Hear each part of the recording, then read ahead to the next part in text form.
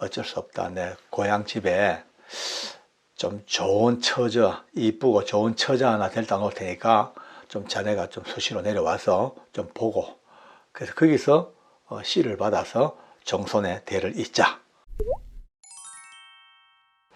우리 어머니는 아시다시피 아버지와 함께 우리 종갓집에, 대종갓집의 종부며 종손입니다. 뭐 유교나 제사나 조상의 전통에 대해서는요, 정말 뭐 한국의 막 탑으로 갈 정도까지 대단하신 분들이죠. 제사도 엄청 많이 되지 않습니까? 그런 집에 우리 어머니 아버지가 우리를 데리고 이제 다음 세대를 꿈꾸며 살아오셨는데, 어느 날 저 장가를 들었어요. 장가 들고 들어온 며느리가 예수쟁이라. 그러니 예수쟁이 며느리 때문에 집안이 그때부터 문제가 복잡해지기 시작합니다. 제일 먼저 제사를 안 지내니까 우리 어머니 아버지의 그 기준으로 볼 때는요, 제사 안 지내는 며느리는요, 천하에 쓸데없는 정말 뭐 집안을 망칠 그런 며느리죠. 게다가 엮여서 저도 교회 안 나가면 안 될 정도까지 그렇게 코가 끼어서 저희 아내를 따라 교회를 나갑니다. 이제 나가니까 그렇게 믿었던 맏아들마저도 교회를 끌고 나갔으니까 며느리가 얼마나 미워요. 더 밉죠. 안 그래도 종갓집에 들어가가지고 집안에 분탕질을 쳐놓고, 게다가 또 사랑하는 또 효지, 그 효자, 제가 얼마나 효자였으면 이름도 효진으로 효도효자. 그 효지를 끌고 교회까지 가니까 얼마나 분노하시죠. 게다가 제가 또 직장을 옮겼잖아요. 교도관으로 옮겨서 이제 부산으로, 청송으로 이제 어머니 아버지를 떠나서 가버렸어. 그리고 우리 어머니 아버지 입장으로서는요, 집안 그냥 완전히 어질러 놓고 사랑하는 자식 큰아들을 교회까지 저 여우처럼 해가지고 끌고 가고, 게다가 그냥 저 데리고 부모님을 떠나서 저 그냥 타향으로 데리고 가버렸으니까 아들마저 빼앗겨버린 그 부모님의 마음이 어떻겠습니까? 그런데 그런 가운데서도 우리 어머니 아버지는 멀리서 늘 저를 지켜보시면서 은근히 많이 기다렸어요. 어떻게?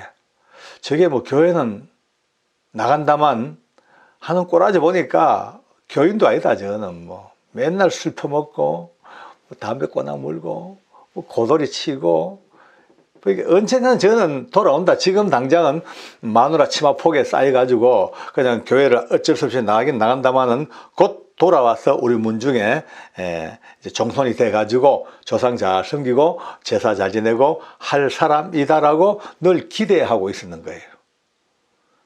그러니까 우리가 예수님을 믿어도요, 옳게 안 믿으면요, 세상 사람들이 전부 자기 편인 줄 알아요. 자기 편, 우리 편. 언젠가는 돌아올 우리 편. 우리 어머니 아버지도 제가 언젠가 돌아올 줄 알고 기다렸는데 이게 웬일이에요. 어느 날 성령 체험을 하고 하룻밤에 온 영과 육이 새롭게 바뀌어 완전히 극과 극의 세계로 넘어와 버리니, 이제는 부모님이 봐도 이제 문제가 복잡해져서 다시는 건너지 못할 강을 건너간 듯한 느낌이 벌써 오기 시작하지요. 그리고 우리 어머니나 아버지도 비상 걸린 거예요. 그러니 이제 결국 몇 번 저희들 만나고 대화하고 하다 보니까 이건 안 되겠다 싶으니까 종손을 제 넷째 동생이 대신 하게 되었습니다. 참 동생이 고생 많았습니다. 제 대신 문중일 다 봐야 되죠. 아버지, 어머님, 아버지가 계시지만 아직 얼마나 많이 힘들었겠어요. 그리고 우리 어머니 아버지가 최후 통첩을 하러 오신 거예요. 청송으로. 마침 생신이고 하니까 이제 겸사겸사 오셔서 저희 집에서 이제 머무십니다. 이틀째 되는 날인가 저녁을 잡숫고 아버님도 약간 이제 뭐라 그럴까, 막걸리 몇 잔 잡숫고 취기가 좀 계셨는가 봐요.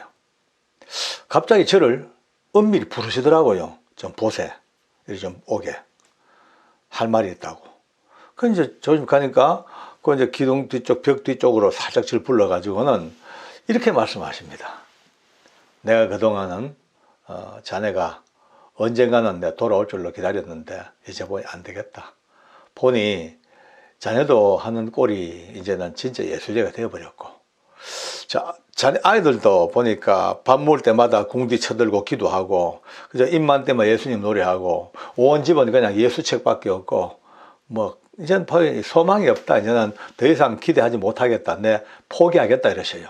제가 어머니 아버지 참 이해해 주셔서 감사합니다. 그러니까 그냥 포기는 한다. 나는 포기하는데 그건 어떡하냐. 우리 집안에 대는 이어야 되고 우리 집안의 정서는 대를 이어가야 되는데 어쩔 수 없다. 내 고향 집에 좀 좋은 처자, 이쁘고 좋은 처자 하나 데려다 놓을 테니까 좀 자네가 좀 수시로 내려와서 좀 보고, 그래서 거기서 씨를 받아서 정손의 대를 잇자 라고 딱 제시를 하시는 거예요.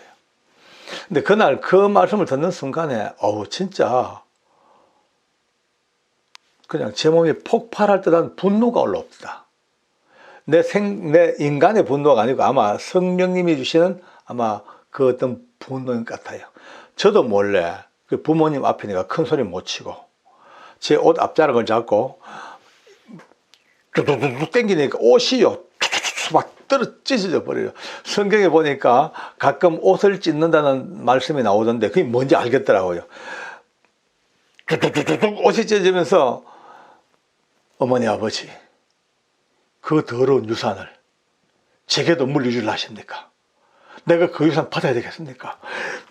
그러니까 우리 어머니 놀래가지고 두 분이요. 자식이지만 워낙 그냥 그 위세 눌려가지고 대답도 못하죠. 그냥 방으로 막 두 분이 싹 들어가셔버린 거예요. 그런데 여러분들요, 이 지금 우리의 대화를 바로 그 문간 뒤쪽에서 저희 아내가 귀를 갖다 대고 다 듣고 있었는 거예요. 예, 다 하나 듣고 있었. 만약 제가 그날 이쁩니까? 몇 살짜리인데요? 보셨습니까? 이런 식으로 물었다가는 아마 저는 죽음이었겠죠. 오늘 제가 여기 앉아 있을 수가 있겠습니까? 이미. 그때 제가 점수를 얼마나 땄는지요. 요즘 제가 아내에게 좀 잘못하고 소홀해도 지금도 사는 이유가 그때 내신 성적을 워낙 많이 받아가지고 그거 좀 까먹고 있어도 아마 죽을 때까지도 그걸로 커버가 될 것 같아요. 어쨌든 그랬던 우리 어머니 아버지입니다. 정말 대단했죠. 그런데 우리 어머니 아버지가 세상에 예수님을 믿으시고 우리 아버지가 명예집사, 우리 어머니가 명예권사님이 돼가지고 우리 아버님은 4년 전 돌아가실 때에 말문을 닫아 말도 못하시지만 마지막 혼신의 힘을 다해서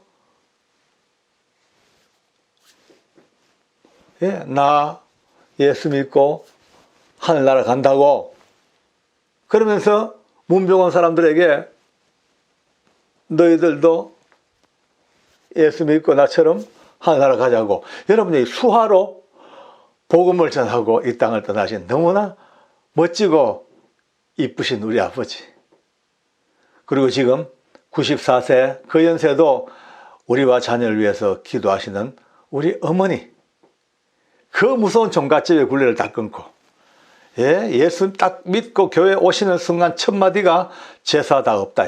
이제 제사 다 없앤다.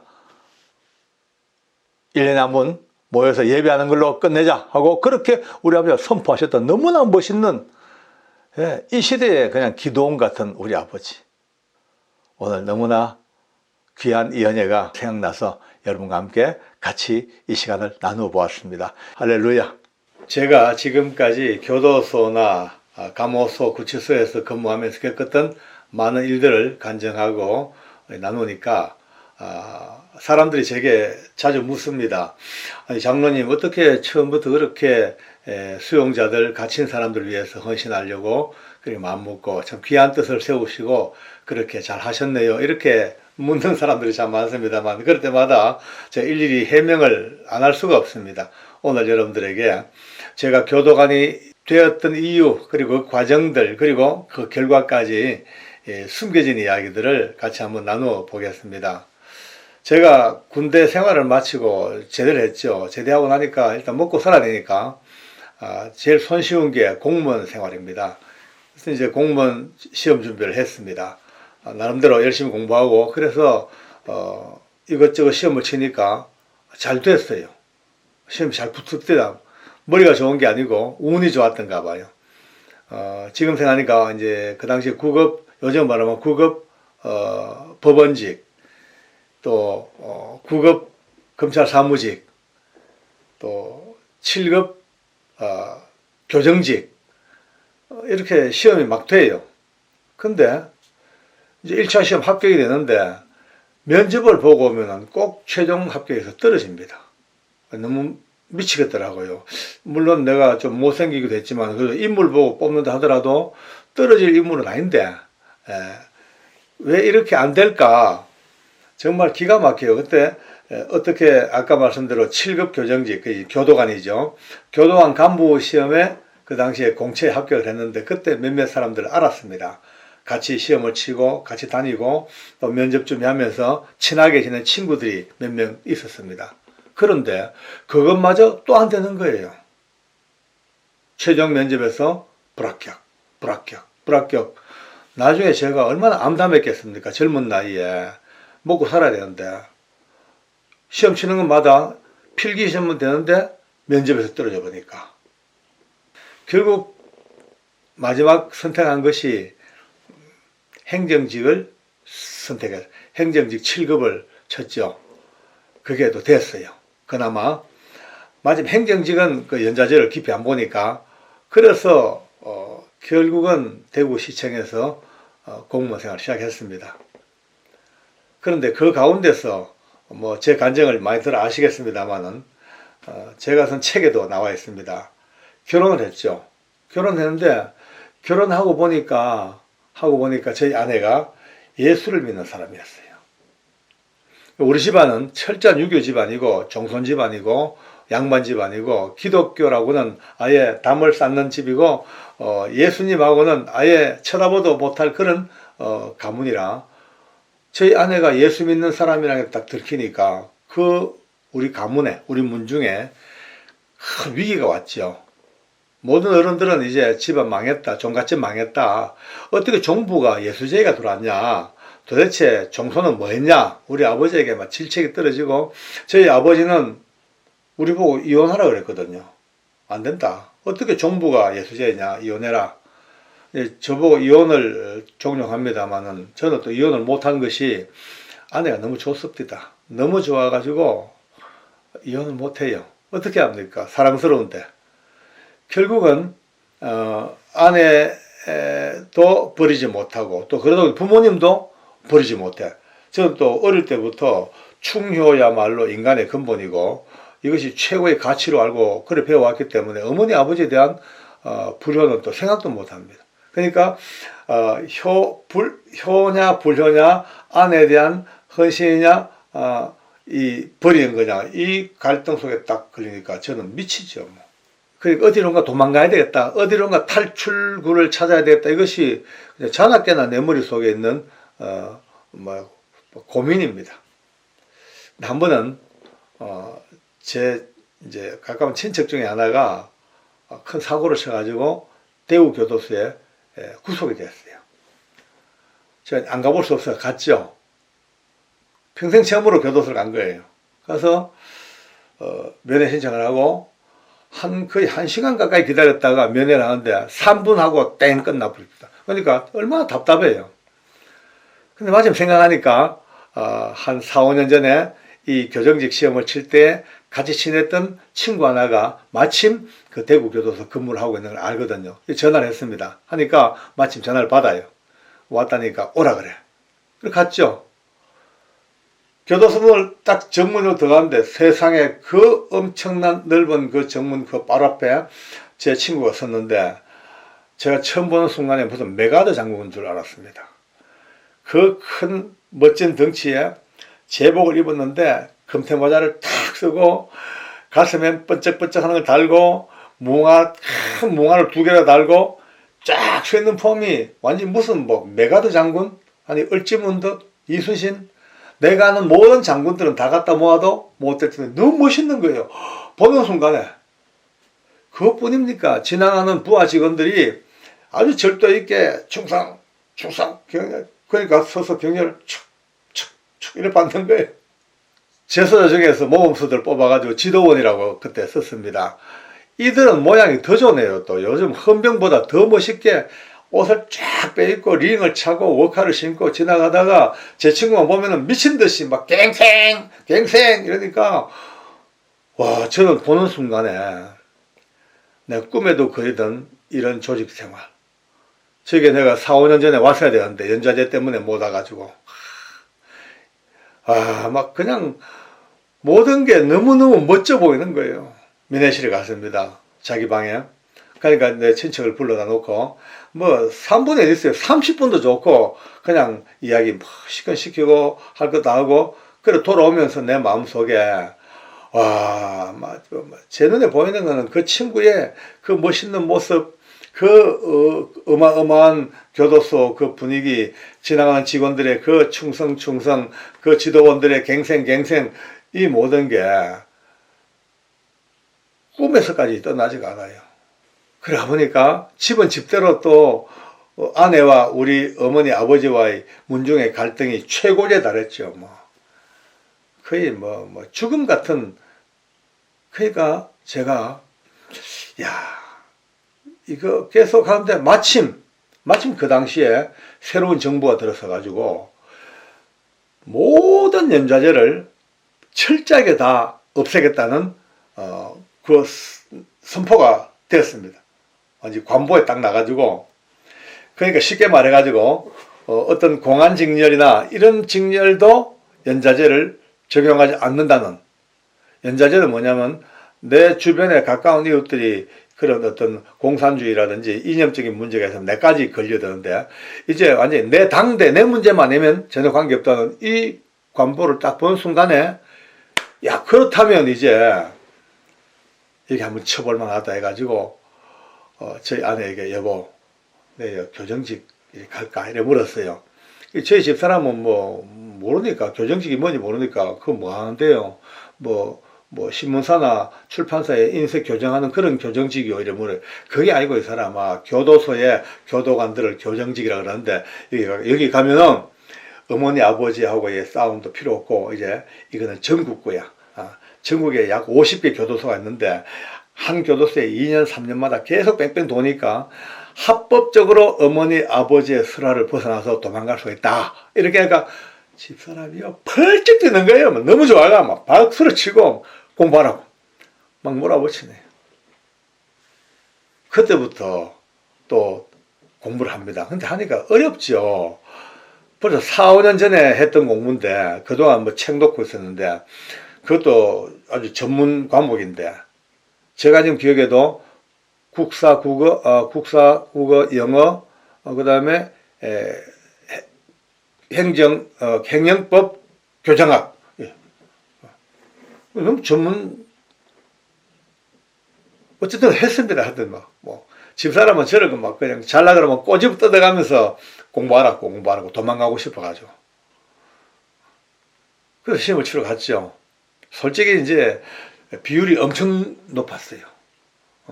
간부 시험이라 국어 8급을 건너뛰어가 바로 7급으로 들어가는 간부니까 엄청나게 비율이 높은 준고등고시 마찬가지라고 해도 과언이 아닐 겁니다. 근데 이미 저는 생각할 때에 이래 공부해가지고 내가 옳게 되겠나. 시험지를 밖에 앉아가지고 준비를 합니다. 그때 제가 처음으로 기도를 했습니다. 그때까지 이제 아내를 따라서 교회를 다녔어요. 왜냐하면 제가 아내를 따라 교회를 안 갈 수가 없는 상황이 된 것이, 총각 때부터 마음대로 막 놀다 보니까 결혼하고도 이 정리가 잘 안 되니까 막 고돌이도 치고 놀러다니고 하다 보니까 빚을 많이 졌어요. 이 빚을 아내가 다 갚아준 거예요. 그것도 자기 폐물 팔아가지고. 제가 얼마나 빚이 있어요. 내가 이 빚을 갚기 위해서는 내가 교회를 한번 나가주면 좋겠다. 그러면 이걸로 빚 갚는 요랑으로 안 되겠나 싶어가지고 그렇게 교회를 빚 갚는 요랑으로 슬슬 따라 나가던 가운데 있었거든요. 그러니까 저는 하나님도 모르고 예수님도 모르고 믿음이 뭔지 모르고 그냥 아내 따라다니니까 늘 믿음 생활하는 분들 보면은 참 우스웠습니다. 하나의 좀 종교적인 광신자 같기도 하고 환자 같기도 하고. 그런데 급하니까 기도가 되더라고요. 이래 했습니다. 기도를.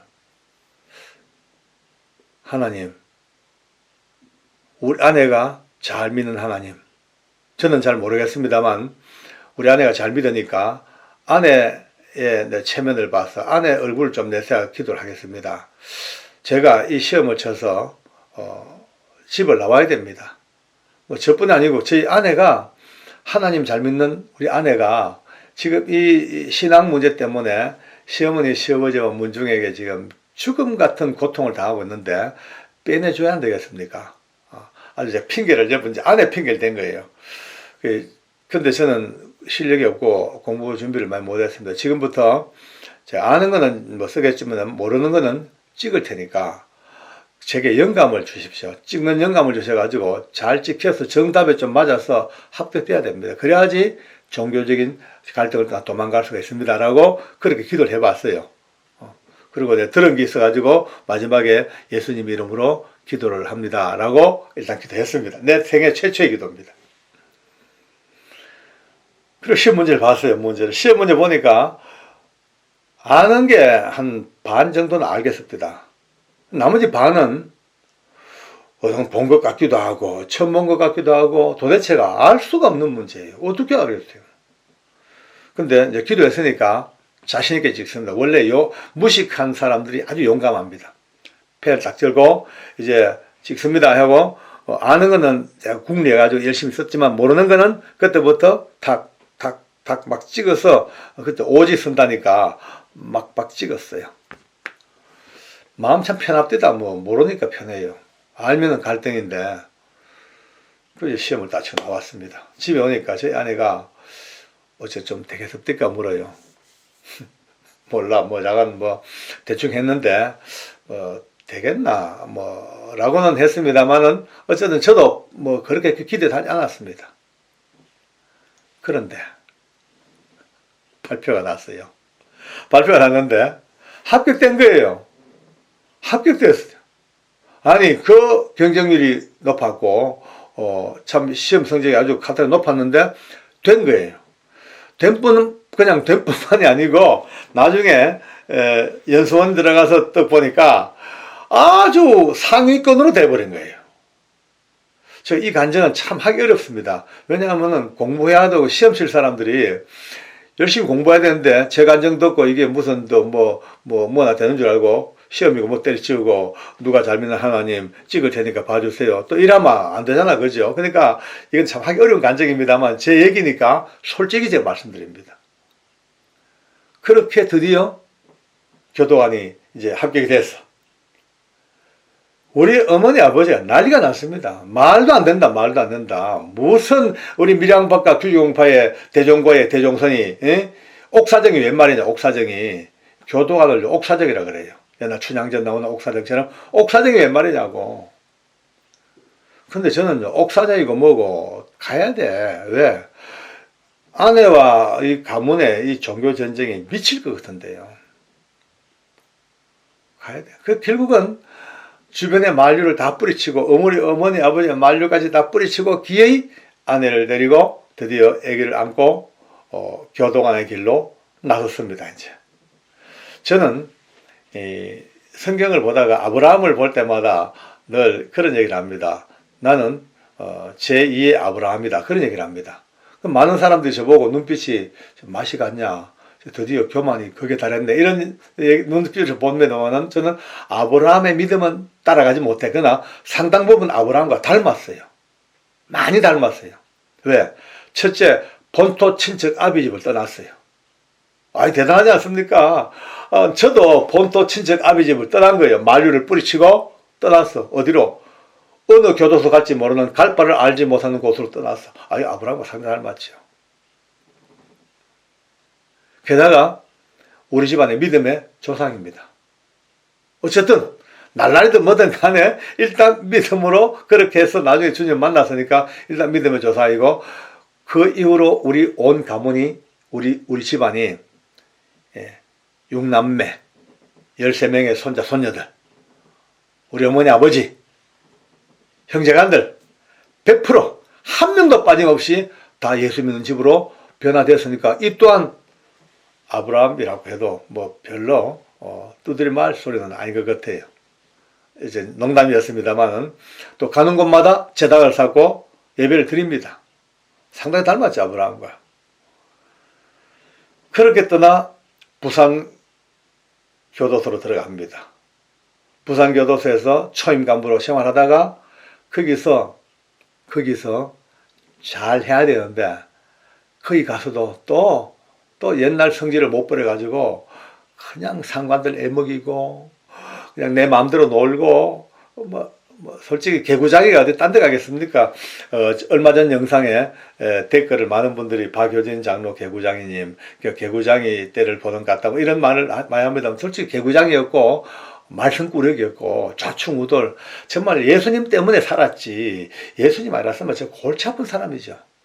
그때만 해도 부산 교도소 근무할 때만 해도 예수님 몰랐으니까 안에 다녀도 늘 교회는 그냥 믿는다고 하는 사람들의 집합처, 하나님, 인간들이 만들어 놓은 가상의 신, 예수님 역사에 잠깐 나왔다가 그냥 죽어버린 그냥 이스라엘 선지자, 뭐 그 정도. 성령님 어딨노? 성령님은 삼위일체를 만들고 꿰어 맞춰오는 그 존재지. 뭐 이런 생각했던 저가 뭐가 있겠습니까? 그러니까 부산 교도소에서도 그냥 허랑방탕 그래 살다가 인사동이 됐는데 부산 교도소 근무했으면요 최소도 대전이나 인천이나 서울로 와야 되는데 이걸 청송감호소로 그냥 날아가 버린 거예요. 좌천이죠. 완전히 이제 귀양살이 간 거죠. 뭐. 많은 사람들이 제가 청송감호소 가니까 처갓집에서도 아이고 저 어떡하노 청송은 귀양살인데 모두가 다 그냥 주변에 아는 사람은 그렇죠. 청송감호소는 그 당시만 하더라도 신임으로 이제 방금 발령받은 사람이나 승진한 사람들이나 이런 사람이 가지 진짜 그런 어려운 곳입니다. 거기 갔으니까 다들 저를 끝났다 그랬습니다. 저도 솔직히 청송가인 가면서도 참 속으로 참 썩은 무 씹은 듯이 그래 갔죠. 그런데 가장 낮은 곳, 가장 험악한 곳, 가장 근무하기 싫은 곳, 가장 많은 전과자들이 모여있는 곳, 지옥의 땅, 그곳까지 하나님이 저를 그렇게 밀어 넣으셨는데 거기서 드디어 내 인생의 가장 밑바닥, 처참한 공직 생활도 내 상태도 내 모든 것들도 몸들도 마음들도 전부 다 밑바닥, 저 간 밑바닥에서 87년도 1월 날 주님께서 저를 찾아오시고 한순간 제 혼과 영과 육을 확 뒤바꿔 놓으시고 제 입으로 하나님 살아계시는구나. 우리 예수님 살아계시네. 성령님 정말 나와 함께 계시는 영원한 나의 보혜사 성령 하나님, 그 하나님의 은혜가 깨달아지는 천지개벽하는 내 인생으로 볼 때는 우주가 뒤바뀌어지는 그 위대한 하나님께서 문을 팍 여시고 긴 세월 동안 참으로 압력밥솥 때 그냥 막 김 꽉 놓여서 수증기가 꽉 찼다가 어느 순간 펑 터뜨리듯이 하나님을 아는 믿음의 세계로 저를 불러내시고 그때부터 사랑이 뭔지 알고 은혜가 뭔지 알고 영적 세계를 알고 믿음이 뭔지 알고 막 그냥 굴러굴러 하나님 은혜 속에 살다가 지금까지 끌고 오시는 그 은혜. 저는 그 과정을 쭉 살펴보면서 저희 아내는 교정직이 뭔지도 몰랐던 사람이에요. 저는 그게 갈 때까지만 도망가려고 갔던 곳.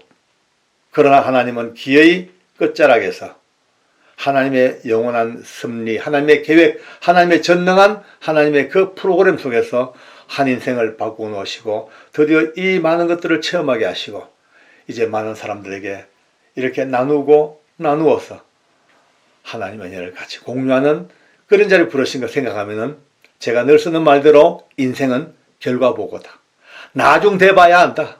나중 돼봐야. 지금 아픈 거 힘들지만요. 그 너머에 뭐가 있을지 모릅니다.